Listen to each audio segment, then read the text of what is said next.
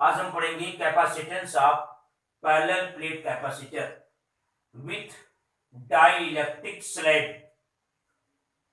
मतलब आपने पिछले हेडिंग में देखा था कि अगर कोई पैरेलल प्लेट कैपेसिटर हो,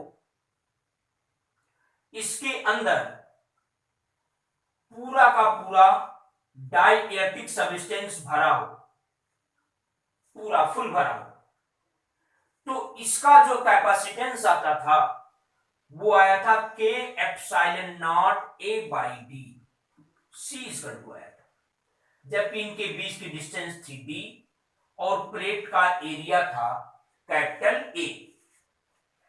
अब की बार हमें देखना है कि अगर पूरा डाइलेक्ट्रिक सब्सटेंस भरने के बजाय कोई एक डाइलेक्ट्रिक सब्सटेंस का एक स्लैब इसके अंदर हो, जैसे यहां पर,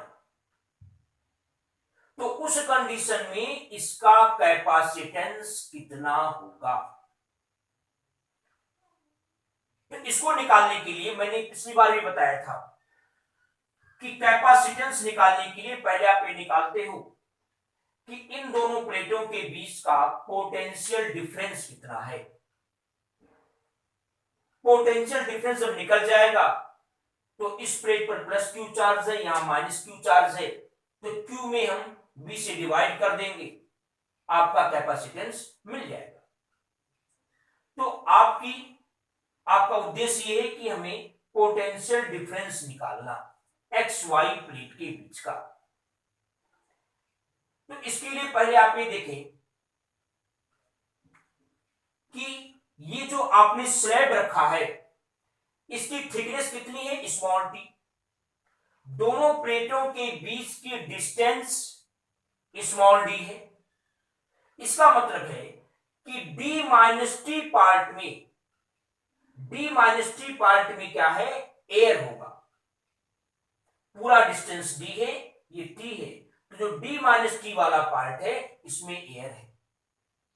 तो जो एयर वाला पार्ट है उसमें अगर हम इलेक्ट्रिक फील्ड को ई नॉट से शो करें, ई नॉट, तो ई इक्वल टू होता है क्या, सिग्मा बाई एप्सिलॉन नॉट।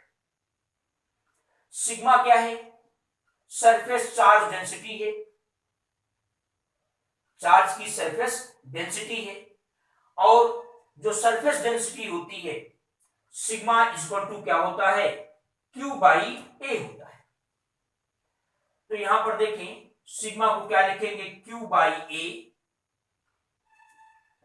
ये हो गया इस एयर वाले पार्ट में इलेक्ट्रिक फील्ड। इसी तरह से जो डाई इलेक्ट्रिक स्लैब है इसके अंदर अगर हम इलेक्ट्रिक फील्ड को कैपिटल ई से डिनोट करें तो कैपिटल ई इक्वल टू क्या होगा, sigma by K epsilon not. बिल्कुल उसी तरह से इतना होगा। ये हो गया डाई इलेक्ट्रिक सब्सटेंस में इलेक्ट्रिक फील्ड। इलेक्ट्रिक फील्ड अगर आपको पता हो तो पोटेंशियल डिफरेंस कैसे निकालते हैं, V इक्वल टू होता है E इंटू डी। यानी दोनों प्लेट के बीच का डिस्टेंस अगर D हो, इलेक्ट्रिक फील्ड अगर E हो, तो इन दोनों प्लेटों के बीच का जो पोटेंशियल डिफरेंस होगा वो V इक्वल टू होगा E इंटू डी।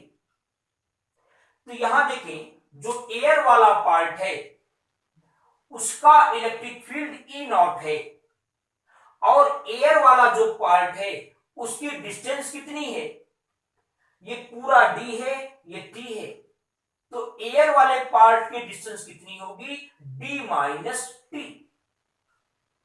तो एयर वाले पार्ट में जो पोटेंशियल डिफरेंस होगा वो होगा E nought into D minus T.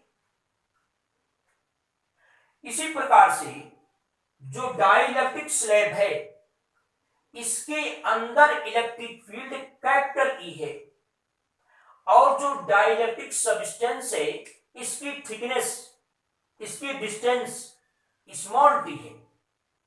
इसलिए डाइलेक्ट्रिक स्लैब के दोनों जो प्लेट हैं जो दोनों टर्मिनल हैं, इनके बीच का जो पोटेंशियल डिफरेंस होगा वो क्या होगा, E इंटू टी। तो टोटल जो पोटेंशियल डिफरेंस होगा वो होगा V इक्वल टू इतना। ये हो गया X और Y प्लेटों के बीच का पोटेंशियल डिफरेंस। अब क्या करें, ला करके वैल्यू इनपुट करें, E नॉट की वैल्यू रखें Q by epsilon not A D minus T, E की value Q by K epsilon not A into T. इसमें देखें Q by epsilon not A हम कॉमन ले रहे हैं, तो आएगा डी माइनस टी प्लस क्या आएगा टी बाई के।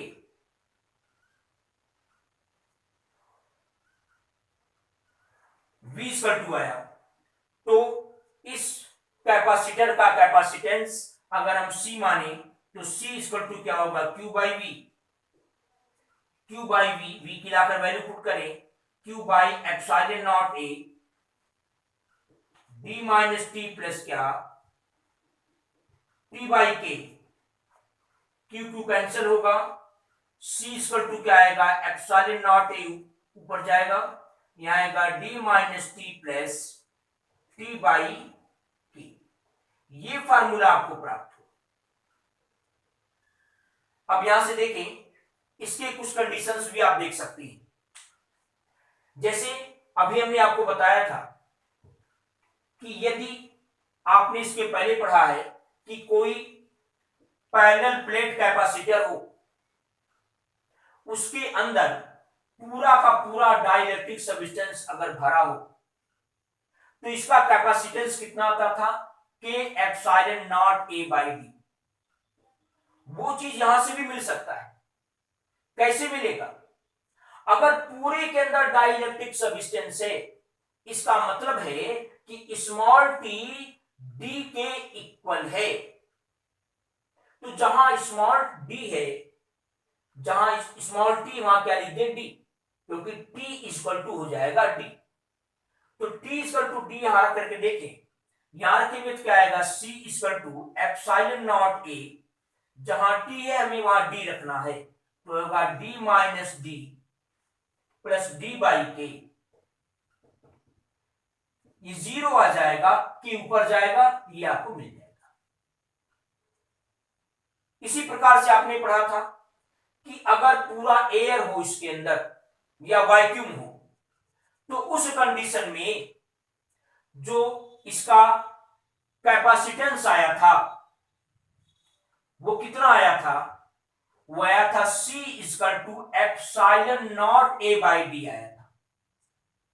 ये कैसे मिलेगा, यहां से अगर पूरा के पूरा इसके अंदर एयर है, इसका मतलब डाई इलेक्ट्रिक सब्सटेंस की जो थिकनेस है वो जीरो है, यानी स्मॉल टी बराबर क्या हो जाएगा जीरो। तो अगर हम स्मॉल टी बराबर जीरो लिखेंगे, यहां देखें स्मॉल टी बराबर हम जीरो लिखेंगे तो क्या आएगा, epsilon not A D minus zero plus zero by के। जीरो बाई के मतलब पूरा जीरो हो जाएगा, और डी माइनस जीरो का मतलब डी, यानी epsilon not A by D आएगा। तीसरी बात देखें, अगर ऐसा हो कि ये जो आपने स्लैब रखा है ये किसी कंडक्टर का बना हुआ, तो हम जानते हैं कि कंडक्टर का जो डाई इलेक्ट्रिक कांस्टेंट होता है वो इंफिनिटी होता है। तो ऐसी कंडीशन में C इक्वल टू क्या आएगा, यहां से देखें epsilon not A by D minus T plus T by infinity, और टी बाई जो इंफिनिटी करेंगे, टी बाई इंफिनिटी,